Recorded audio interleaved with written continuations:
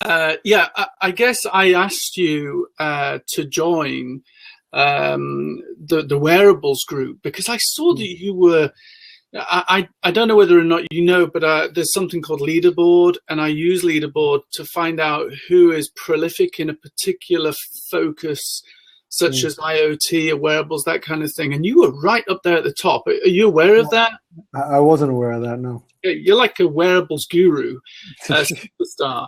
And that's how the wearables group came to be about 30, 40 people. They're all top 100 people tweeting and talking on social about wearables. Mm.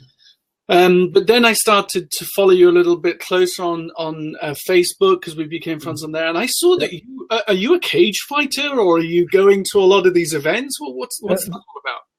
So yeah, I live in Thailand, in Bangkok. I'm pursuing my PhD at Thammasat University here, and I did fight mixed martial arts a decade ago. But being here, I got involved in the local scene, and so I work as a referee for some of the bigger organizations here in Thailand.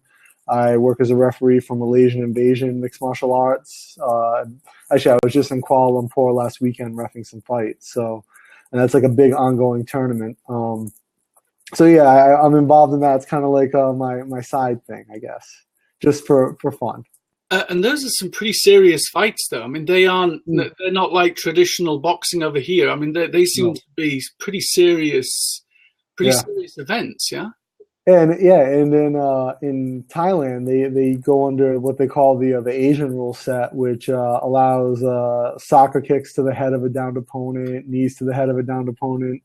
And so there's quite a bit there that you have to balance. It's an interesting kind of it's an interesting aspect to be the referee and kind of know that you're basically charged with the fighter's safety, but also ensuring that there's no rule infractions, and you have to kind of maintain the safety and the regulation of the ring at all time, or the cage at all time.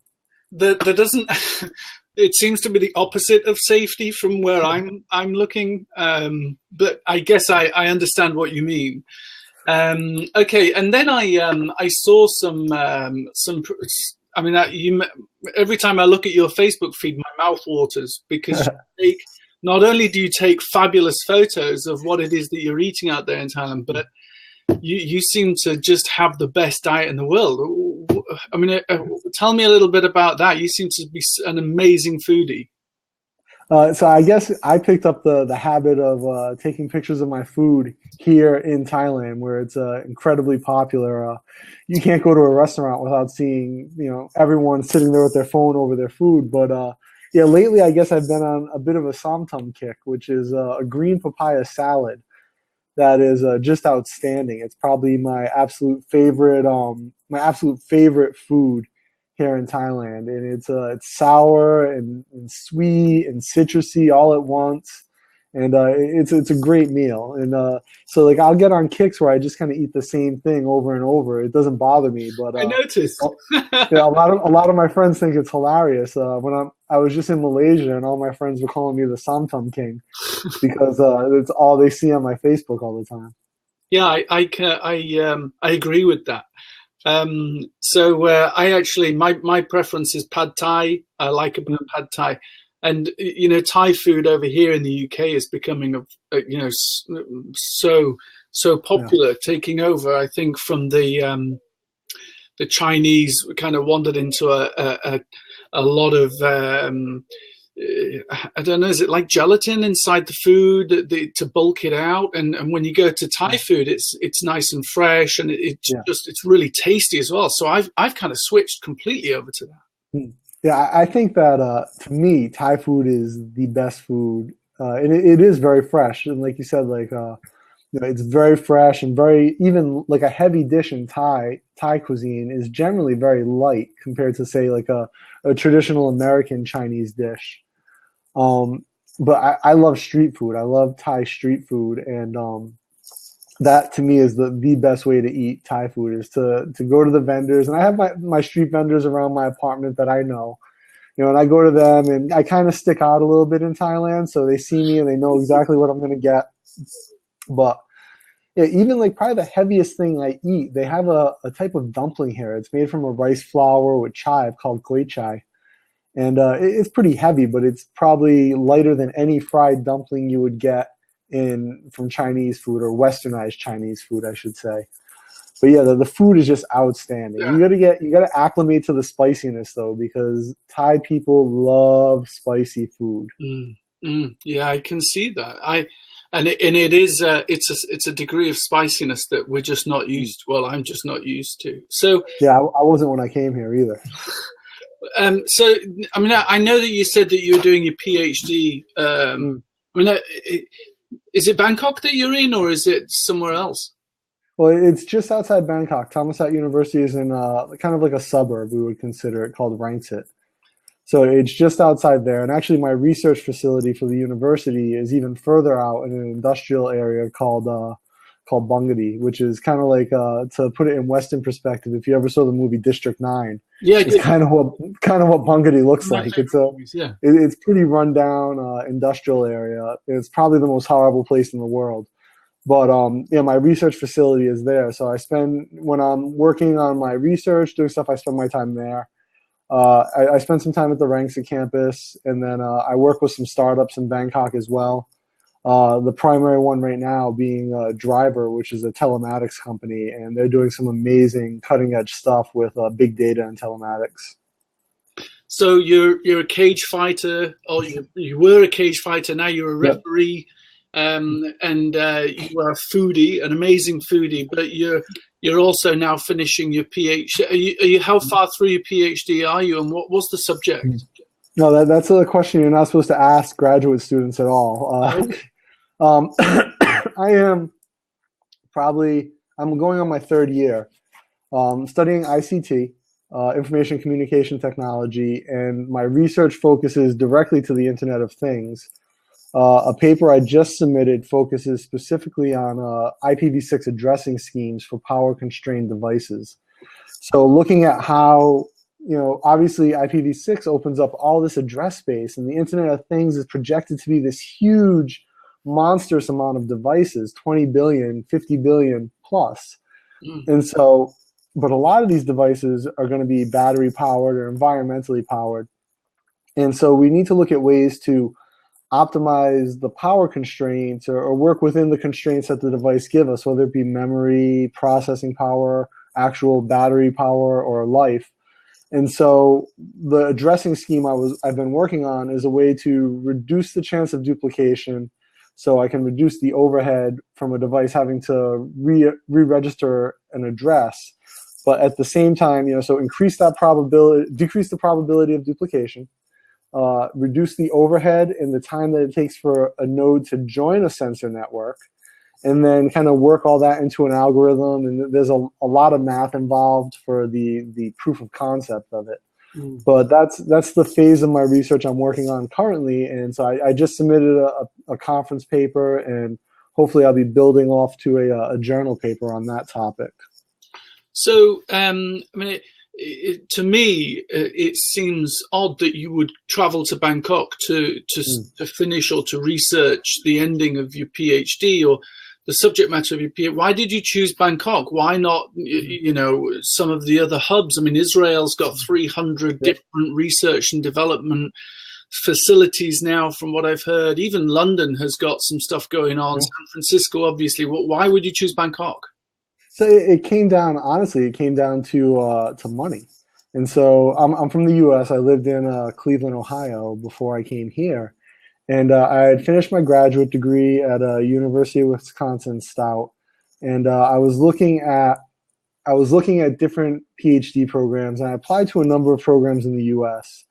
And I had gotten into some, and I was looking for how to fund it, and it's very expensive. And just living in the U.S. is obviously much more expensive than living in Thailand.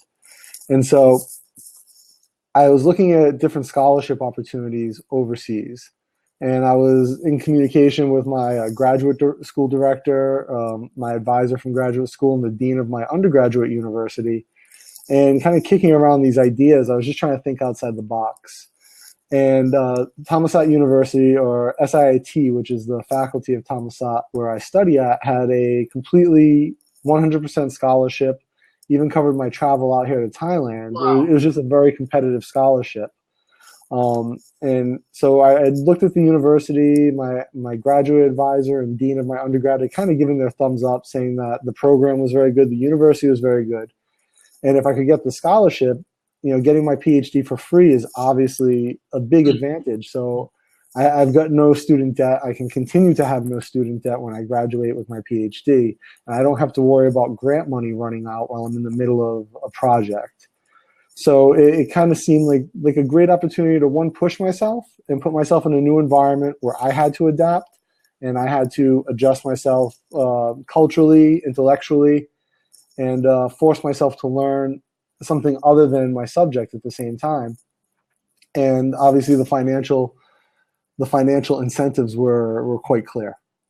So we see that IoT, as you just talking then about IPv6 and the astronomical I guess growth there.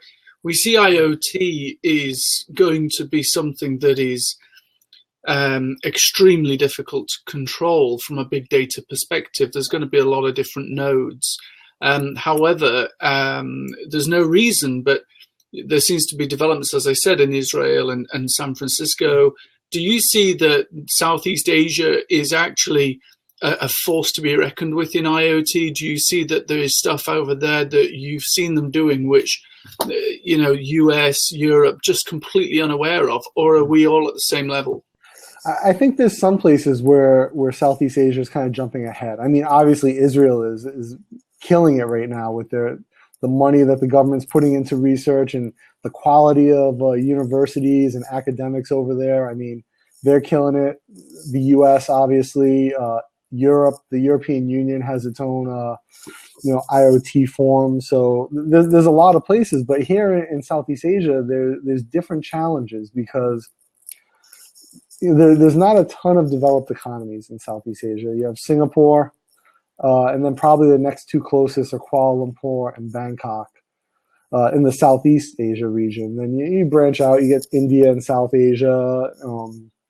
And then there's the far end of the spectrum. You look at places like Laos and Myanmar, which are 50 years behind where Thailand is today. But the applications of IoT become very different here and in those places, as far as you have to really drive down cost on development and cost on the product and the service. So you need a very lightweight, low-cost sensor. And the infrastructure isn't as strong. So we're looking at much more low bandwidth constraining services here. We don't have 4G in most of Southeast Asia, and 3G is questionable in a lot of the places. So, and finding that balance and finding a different way to approach the market. But I see, like, you look at Singapore's Smart City initiative, and there's a ton of great research going on there. And then here in Thailand, you look at, it's called PEA, Provisional Energy Authority.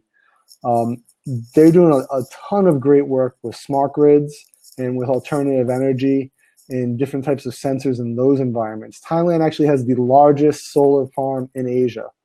And it's in southern Thailand, and they're doing some great stuff with sensors there. They're doing some great things with, base loading energy onto the smart grid. And so there's a lot of different types of innovation here. Also, the other thing here in Southeast Asia, or Asia in general, from my perspective, is mobile penetration is incredibly high, but user sophistication is low. So you look at, and I'm always making an argument with a lot of people that mobile devices, smartphones, are kind of like the gateway for the Internet of Things for a lot of people. It's how we find the user interface, it's how we interact with the Internet of Things, and it's how we get a lot of the feedback from it. So, smartphone penetration here is high, but you'll see someone who has an iPhone 6, but they don't know how to use email. So there's different challenges. Yeah, that's a pretty extraordinary challenge. We've got a question here in from Simon. Security and hacking concern me in IoT. How can this be mitigated? Now, I think that this may have come from a recent spate of car hacks that we've had over here. Actually, I'm not entirely sure where they are, but people have voiced concerns about being able to hack into a car and put the brakes on or disable the brakes whilst the car is actually moving through weaknesses in its security on the stereo. Now, what would you say are your thoughts about this? I mean, being at the level that you are in IoT, what would you say that we can do to mitigate it? Yeah, it's a great question. It's I agree. It's a huge concern. Security and also privacy are probably the two biggest issues that face IoT right now. To address security specifically, I think we're at a very unique point with the Internet of Things and with devices and operating systems in IoT that we can address this fundamentally at the core level of IoT. If you think of the way that security is dealt with in the PC market, right, it's an add-on to everything we do. You buy a computer, it has zero security native to it. You have to purchase antivirus software. You have to purchase software firewalls, malware detection. We can't. I don't think we can afford to adopt that kind of aftermarket thinking, that add-on thinking about security with IoT. And there's a lot of moving parts to IoT security. We have, how do we secure the connection? How do we secure authentication of devices? How do we secure communication in both directions? Application layer, network layer. There's a lot of different places to look at here, but I think it needs to be dealt with fundamentally with every device. It can't be an afterthought. So one of the, I guess there's going to be some serious investment, hopefully before the hacks occur rather than after the hacks. One of the things that we've got anticipation about here in the UK, something that's been delayed a little while, is Apple's Home Hub, or something that people are referring to as Apple TV. We seem to, Apple apparently want to move into the space within the connected home. They want to manage everybody's devices, which I think is a great idea. I'm an Apple guy, and I've got a few Apple devices around me. However, there seems to be quite a bit of stalling going on in the market. We were supposed to see something recently, but we didn't. There's also potential, I think, over the next few days to see Apple bring something to market. Now, that's all fair in the US and probably the UK and Europe, but what about over in Southeast Asia? Is there as much user tolerance of Apple, or is it Android, or how will that play out in over in your space? So I think that when we look at Apple in Thailand and in other parts of Southeast Asia that are slightly more affluent, so Thailand, Malaysia, Singapore, Apple is incredibly popular. Cambodia too. Apple is very, very popular, in much like the same way it is in the US or England. It's very, people are either an Apple person or an Android person. Now, I think the biggest difference here, though, deals with the Android market, because I can speak my comparison to the US at least. There's a ton more devices available here in Southeast Asia than there are in the US. We just don't even see the amount of devices. I don't think you would ever see a Huawei phone in the US. A what phone? Oh, Huawei, Chinese manufacturer. Oh, okay. Yeah. That starts with a H. Yeah, it starts with an H, but they pronounce it Huawei. Yeah, okay. So, they sell phones all over Thailand and Myanmar, Cambodia. I don't think you would ever see those in the US. I don't know if you see them in England or not. But you look at the penetration of Android devices, and then because Android's open, or has the appearance of more openness, there's a lot more aftermarket pieces allowed to enter the market here. There's not as much regulation, and I would be much more afraid to just buy a smart home piece on Android and bring it into my home and hook it up. I don't know what it would be sending back. At least the Apple products tend to have their own certification. Don't get me wrong, there's always issues. And I would still be concerned regardless, just not as much, because it's kind of going through that certification phase. Yeah, that seems to be where Apple is struggling. It's the security of some sort. seems to be an issue with that. Okay, then. So a couple of questions before we end. Simon's got a further question. Should companies like Google, IBM, or Apple be big players in IoT, or do you think another company is a better place to take advantage of this new market? Well, I guess you answered that in part, but is there anything that you'd like to add on for that?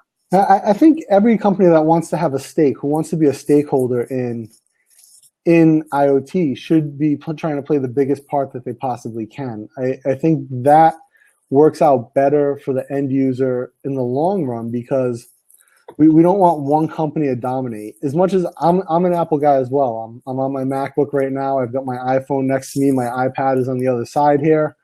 But I don't want Apple to dominate the space. Specifically because I want to have choices available to me. And really what I think the key thing is that all these companies need to come to the table and talk about interoperability and pool their resources to some extent for things like security, for things like user interface, and in standards. I think standards and standardization in general will help IoT grow and increase in adoptions. Okay, I do like that point. However, Apple is never one to adopt everybody else's standards. It seems to be that they like to create their own standards and then lock them down so no one else can even follow them. But they do, but we've seen a tiny bit of a shift away from that. Most recently with ResearchKit, which was available on Android. So ResearchKit they made open. I mean, it's a huge gap it's a huge leap to go from they made one tie-in for analytic academic research open source to go all the way to say, oh, well, now maybe they'll make IoT open. But even if they have their own proprietary products, I think they should be part of the greater conversation and not just silo themselves and let other companies run off in another direction. I think everyone needs to be part of that conversation. And again, I'm a big proponent of interoperability. So I want to be able to pick some of my own smart home devices. I want them to work with Apple. Now, one final question. Let's say that we have got a manufacturer of IoT equipment here in Europe or over in the US, and they're wanting to introduce that into Southeast Asia, maybe try and get that into the Thai market. What would you say would be the best approach for those guys? What would be the best angle, and what would be the best timing? It's a tough question. So market forces are always market forces, right? So we look at the economics of things, and that's kind of always the same. What's the cost? How much does it cost to get here? What's the financial aspect? How much is the other thing? Is tax is huge in a lot of these countries. So import tax is very high. Those are things they need to deal with right off the bat. Are they going to manufacture in a country where they can ship it for less, or how are they going to approach that? The second is cultural marketing is very different here. So you look at the way that products are positioned, and it's a much different approach than the way they're positioned in the US or in Europe. When you see a lot of the same kind of cultural aspects carry over, it's very different in Southeast Asia, and it's very different across every country in Southeast Asia. So what works here in Thailand might not work in Malaysia, might not work in Singapore, which is far more Western, and definitely won't work in Myanmar. But you see a lot of the things that they do here become much more family focused in their approach to marketing. And I think that for consumer products, that's the way kind of to go. For commercial products, it becomes a game of relationships, and that's kind of what we're seeing with Driver right now. Is excuse me, you have to build those relationships, and they take time. And you have to build those relationships and then trade off of those relationships within that organization to get your product accepted. So it's a different process, but not entirely. It just takes a lot more market research. Okay, Dana. Well, listen, that has been great. I really appreciate you joining me. I'm actually going to stop the recording now, but I'm going to have a chat to you about a few other things. So just hang where you are. Just before I do, can you, for anybody that wants to reach out to you, can you just you tell them the easiest way to get into contact with you? Is it Twitter? Is it email? Is there a website? Yeah, Twitter's a great way to get in contact with me. At Dana Blouin at Twitter. It's probably just spell that, Dana? Sure. It's DANA BLOUIN, all one word.